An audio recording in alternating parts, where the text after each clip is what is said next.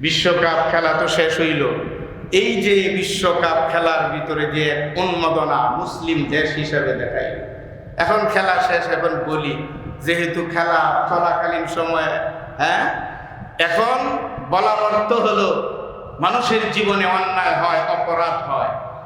এই অন্যায় আর গোনাকে মুছতে হলে দুইটা জিনিস লাগে। দেখেন ভালো করে শুনেন, আপনার গোনাকে মুছতে গেলে দুইটা জিনিস লাগে। একটা হলো তওবা লাগবে এই গুনাহ মুছতে, আর না হলে এই গুনাহ মুছতে জাহান্নামের আগুন লাগবে। দুইটা জিনিস ছাড়া গুনাহ মুছা যায় না।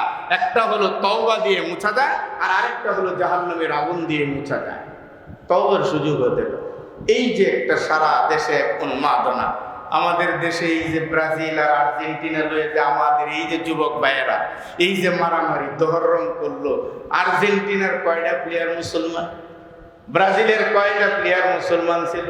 কালকে এক ভিডিও দেখলাম ভাইরাল হয়েছে যে এইটা আর্জেন্টিনার জন্য যা করছে এটা দেখাইছে, অনেক কিছু দেখায়। তার বাপের সেও বলে আপন তার কাছে ওইগুলি শয়তান।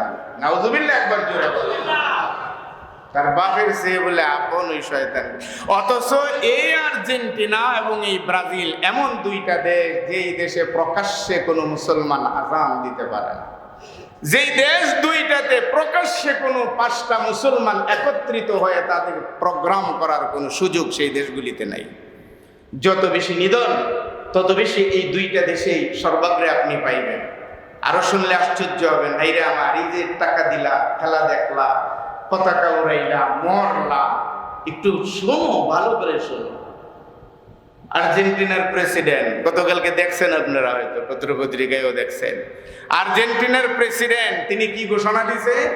এই বিশ্বকাপ থেকে যা আয় হবে সম্পূর্ণ আয়ের টাকাটা সে ইসরায়েলের ক্ষতিগ্রস্ত মানুষের জন্য খরচ করবে।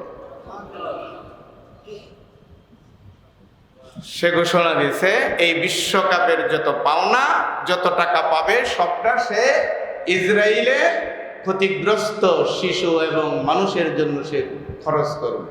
মুসলমানের কথা, ফিলিস্তিনের কথা বলে নাই। তুমি যখন আর্জেন্টিনার খেলা দেখে, এই যে রাত কাল না পরশু দিনই তো ফাইনাল গেল না, ঘুমাইতে দেয় নাই, মাত্র ঘুমাইতে পারে নাই। এই যে খেলা একটা গেল, সে তাহলে যেটা গেল এটা কি? আরে খোদা, খাইছে রে, ঘুমানো যায় নাই। ঈমানওয়ালারা ঘুমাইতে পারে না। ঈমানওয়ালারা যখন তাহাজ্জুদের সেজদা, আর এই দুষ্ট প্রকৃতির ঈমান আর মুসলিমের সন্তানগুলি কি করলো? যেই সময়ের ভিতরে বাংলাদেশে বোমা ফুটায়া তারা উদযাপন করলো আর্জেন্টিনার জয়, ঠিক সেই সময়ে গাজা এবং ফিলিস্তিনে বোমা মেরে মানুষকে ক্ষতবিক্ষত করছে ওরা। এই হলো মুসলমান। কাদের সাথে সখ্যতা করছে?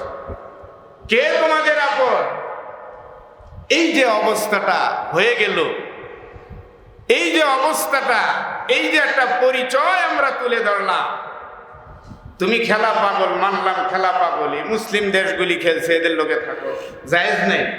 এটা আবার ফতোয়া নিয়ে না যে হুজুর বলছে মুসলিম দেশ হলে থাকুন যাইব।